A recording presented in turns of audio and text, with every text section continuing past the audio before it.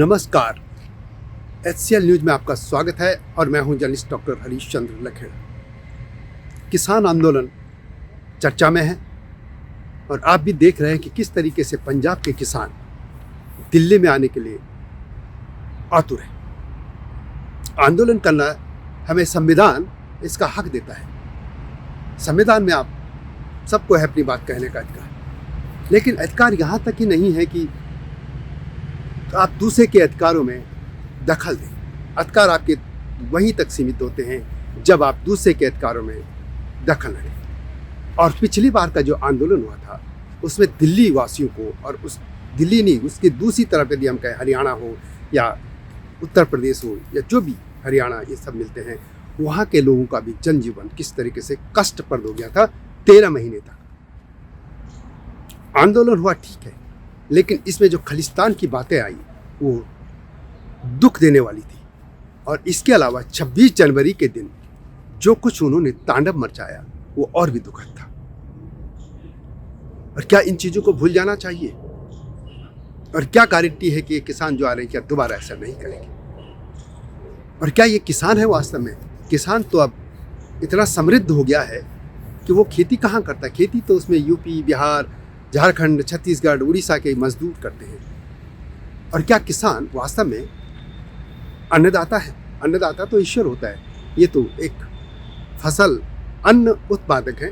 जैसे कोई चमड़े का काम कर रहा, कोई जूते बना रहा, कोई कपड़े बना रहा, कोई दूसरे काम कर रहा, कोई वैसे ही काम कर रहे हैं। कोई मशीनें बना रहा, मशीनें चाहे टीवी बन के कर रहा, कोई कारें बना रहा। ऐसे ही एक है, दुनिया बदल गई है। ये कॉन्सेप्ट बदलने की बात है। इसी पर मैं बात करूंगा, लेकिन तब तक आपसे अनुरोध है कि HCL चैनल को, HCL न्यूज़ उसको सब्सक्राइब अवश्य कर दीजिए। और मेरा हिमालय लोग यूट्यूब चैनल है, मुख्य चैनल है, उसको भी देखिएगा। और धर्म बुक भी है, जो धर्म आध्यात्मिक में बात करता हूँ, उसको भी देखिएगा। तो बात करते हैं इस किसान आंदोलन की। सवाल यह है कि आखिर सिर्फ और सिर्फ पंजाब के किसान ही क्यों आंदोलित हो रहे हैं? हर बार सिर्फ पंजाब के ही किसान क्यों आंदोलित हो रहे हैं, जो कि भारत में सबसे ज़्यादा समृद्ध है? आप इसको इस तरीके से मत दीजिए कि ये किसानों के खिलाफ बोल रहा है। बिल्कुल नहीं। किसान अपनी एक ड्यूटी निभा रहे हैं और हमेशा से निभाते रहे। लेकिन जब किसानों के साथ के भेष में यदि वो राजनीतिक लोग आ जाते हैं या उनको कोई कनाडा से बैठे उपद्रवी लोग समर्थन देने लगे तो सवाल तो पैदा होगा। अब सबसे पहले बात करते हैं कि आखिर ये जो किसान हैं आंदोलन, आखिर उनकी मांगे क्या है? MSP स्वामीनाथन कमेटी कह गई थी। स्वामीनाथन वही हैं जिनको अभी भारत रत्न पुरस्कार दिया गया। अब सवाल है कि ये स्वामीनाथन कमेटी के सभी सिफारिशें इतनी अच्छी थी तो पिछली सरकारें इसको क्यों लागू नहीं कर पाई? चलिए सर, जवाब तो सरकार देगी। ये जरूरी है तो करने चाहिए, ये सरकार बताएगी, विशेषज्ञ मैं भी नहीं हूँ। बिजली सुधार हो, कम ख़त्म कीजिए वो कह रहे हैं। लेकिन आपको एक उदाहरण दे दूँ दिल्ली का। दिल्ली में जो लोग रहते हैं वो 90 के दशक में देखिए क्या होता था। दिल्ली में एक डेसो होता था और डेसो में लोग ऐसे थे कर्मचारी कि शाम के टाइम पे यदि आप कंप्लेंट करते हैं तो कंप्लेंट करते नहीं थे, उठाते नहीं थे फ़ोन, और उठा भी दिया तो बात ही नहीं करते थे। और यदि कहीं ट्रांसफार्मर फूका तो 4-5 दिन तक वो ठीक नहीं होता था। यानी एक दिन बिजली गई तो अगले एक हफ्ते तक भी आ जाए तो ये बड़ी बात होती थी। कई इलाके ऐसे भी थे। लेकिन जब सुधार कार्यक्रम शुरू हुए और सुधारों के बाद पहले बोर्ड बना, फिर कंपनियां बनी, आज दिल्ली में यह है हालत कि उसमें बिजली नहीं जाती। ये सब सुधारों की वजह से हुआ। और जहाँ मुफ्त बिजली जाती थी उसमें तमिलनाडु और पंजाब थे। और उस ज़माने की मैं बात कर रहा हूँ 90 के दशक में, कि तब ये पूरे जो बिजली के महकमे थे वो पूरे घाटे में चल रहे थे। उसके बाद जब अटल बिहारी वाजपेयी सरकार आई और सुरेश प्रभु मंत्री बने थे, बिजली मंत्री, मुझे याद है क्योंकि मैं ही कवर कर रहा था उन दिनों इस मिनिस्ट्री को। तो कैसे सुधार कार्यक्रम हुए और किस तरीके से ये धीरे धीरे कंपनियां बनी, फिर प्राइवेट बोर्ड बने, फिर कंपनियां बनी, और ये TND लॉस था वो कम होता चला गया। और आज हालत ये है कि देश में बिजली भरपूर भी है, चोरी रुकी, एक नई टेक्नोलॉजी भी आई, CFL के बाद LED आ गए। इस तरीके से बिजली की डिमांड जो थी वो भी बढ़ी जरूर, लेकिन उत्पादन भी होता गया। और चोरी भी घटी थी, और ये मुफ्तखोरी का देने का था वो भी बंद हो गया था। तो क्या इसी तरह के सुधार बंद होने चाहिए?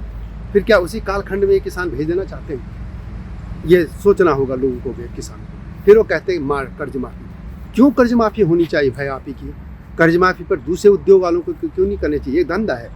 देखिए, कंज्यूमर का ज़माना है ये।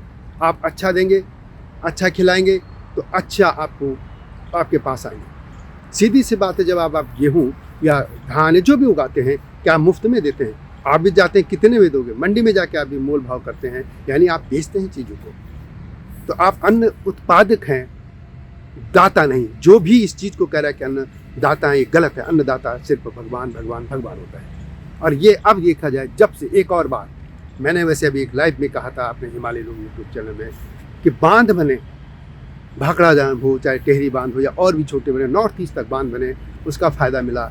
जैसे यहाँ जम्मू कश्मीर में भी बांध बने, तमाम पानी का जो फ़ायदा था इधर जम्मू कश्मीर में, तो खैर 3 नदियों का पाकिस्तान चली जाती हैं 3 नदियाँ, बाकी 2 बचती हैं भारत में। फिर भी हम भाखड़ा की बात करें, भाखड़ा 1954 में बना और वहाँ का पानी आया और पंजाब और हरियाणा पूरे समृद्ध हो गए किसान।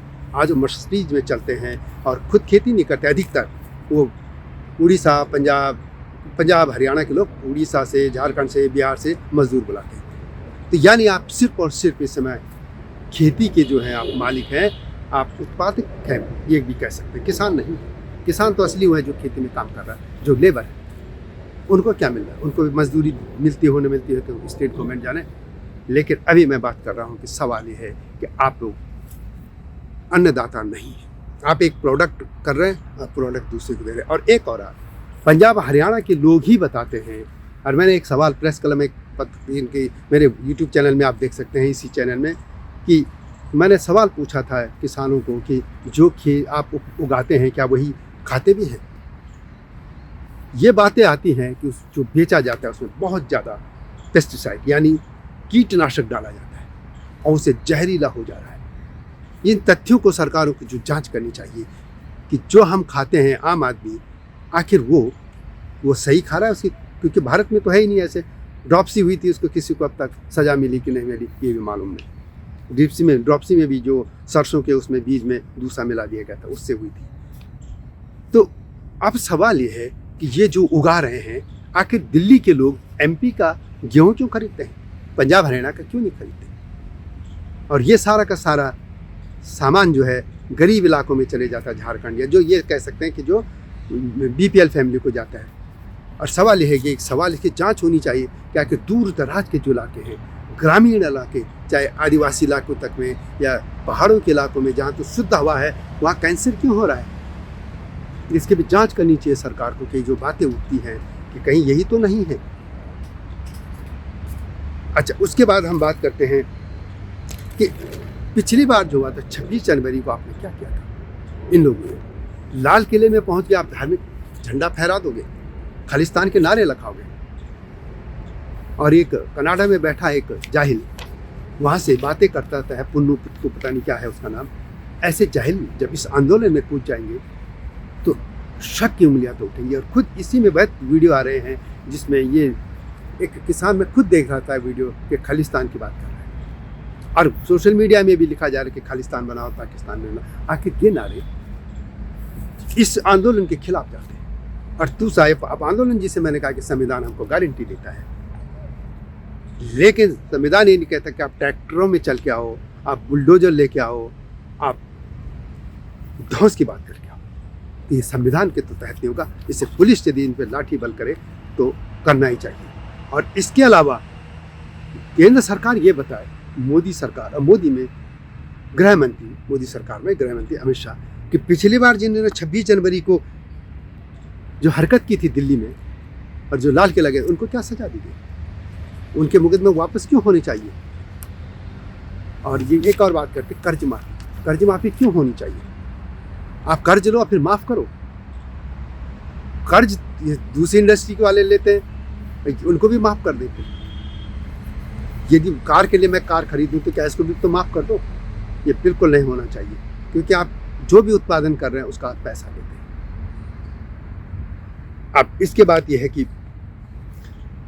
जंतर मंतर में आप देखते होंगे लोग आते हैं, प्रदर्शन करके चले जाते हैं अपनी बात रख के। ये कौन सी बात है कि आप इस तरह की हरकतें कर रहे हैं, कि आप पूरा दिल्ली को बंधक बना दोगे। और एक और बात है कि आप आते हैं पॉलिटिक्स की। आखिर ऐसा क्यों लग रहा है, लोगों की ये बातें क्यों आ रही कि इस आंदोलन के पीछे आम आदमी पार्टी का हाथ लग रहा है, आरोप आ रहे हैं ऐसे, और कांग्रेस को भी शय है। आम आदमी की पार्टी पंजाब में, आम आदमी की पार्टी दिल्ली में है। आखिर एक पार्टी की वहां सरकार दूसरी पार्टी के जो स्टेट रूल्ड स्टेट है उसको क्यों वो संकट में लोगों को डालना चाहते हैं। आखिर यदि ये आरोप आम आदमी पार्टी पे लग रहा है, कांग्रेस पे लग रहा है, तो इनको इसका जवाब देना चाहिए कि नहीं, गलत है, हम इस तरीके की बातें समर्थन नहीं करते। ये बोलना चाहिए कांग्रेस के लोगों को। लेकिन इन किसानों को अन्नदाता कह रहे हैं। मैं लगातार कह रहा हूँ कि अन्नदाता बिल्कुल नहीं, अन्नदाता सिर्फ ईश्वर होता है, ईश्वर होता है, ईश्वर होता है, भगवान होता है, ब्रह्म होता है, वो है ईश्वर, अन्नदाता। ये अन्न उत्पादक हैं, और इन अन्न उत्पादकों की भारत की सरकारों ने लगता है कुछ दिमाग कुछ ज़्यादा ही खराब कर दिया। मैंने जैसे पहले भी कहा कि भाखड़ा नागल बना, टेहरी बांध बना, उससे पंजाब, हरियाणा, पश्चिम उत्तर प्रदेश का किसान समृद्ध हो गया। लेकिन हिमालय वासियों को क्या मिला? हिमालय वासियों को पानी तो हमारा था, पहाड़ के लोगों का, उनको क्या मिला? ये अन्याय किया है भारत की सरकारों ने। उत्तराखंड हो, हिमाचल हो, जम्मू के लोग हो, कश्मीर के लोग, लद्दाख या नॉर्थ ईस्ट के लोग, उन लोगों को क्या मिला है? इसकी रॉयल्टी नहीं मिलनी चाहिए थी। रॉयल्टी दी जाती है, जैसे झारखंड है या जो इलाके जहाँ माइनिंग है, माइन मिलती है, जहाँ मिनरल्स माइन वगैरह होती है, उनको रॉयल्टी मिलती है। तो क्या हिमालय वासियों को नहीं मिलनी चाहिए? लेकिन ये अन्याय कर रही है भारत सरकार कि जो लोग गुंडागर्दी कर रहे हैं उनके सामने झुक जाती है। जो सीधे साधे लोग हैं पहाड़ के, उनको पानी के नाम पे कुछ नहीं दिया जा रहा है। आखिर ऐसा कब तक चलेगा? इसलिए भारत के लोगों को भी सोचना होगा कि किसानों के नाम पर ये जो गुंडागर्दी कर रहे हैं, इनको उचित दंड देने की मांग करनी चाहिए। सरकार सरकारी तौर पर जो संवैधानिक तरीका है, उससे जो लाल किला में जिन्होंने दंड किया था उनको दंडित किया जाना चाहिए, न कि उनके केस वापस लिए जाने चाहिए। और ये किसान नहीं हैं, ये सिर्फ और सिर्फ खेतों के मालिक हैं, और ये सिर्फ और सिर्फ अन्न उपजक है, उत्पादक है, बस, इससे ज़्यादा कुछ नहीं है। वास्तव में किसान वो बिहार से आया मजदूर है, झारखंड से आया मजदूर है, उड़ीसा से आया मजदूर है, जो उन खेतों में काम कर रहा है, वो किसान है, और उसको मिलना चाहिए जो भी सरकार रियायत दे। वीडियो कैसे लगी कमेंट में से लिखें।